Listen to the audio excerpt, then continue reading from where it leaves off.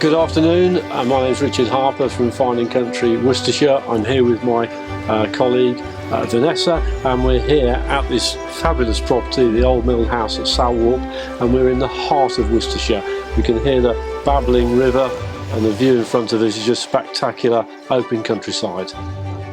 The property's absolutely stunning inside. The current owners have spent a lot of time and love redecorating, renovating and refurbishing the property since they bought it, and it's now an absolutely beautiful 5-bedroom property. It's got an indoor swimming pool, lovely modern kitchen, and just really it's gorgeous throughout, isn't it? It is, and of course in addition to the 5 bedrooms there's a separate 1-bedroom suite. You're talking about around 2 acres in all here, but it's easy enough to look after.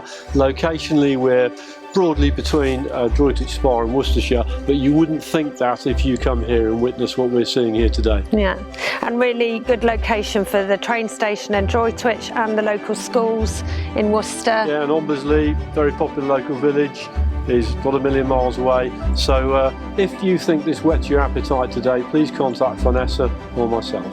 Thank you.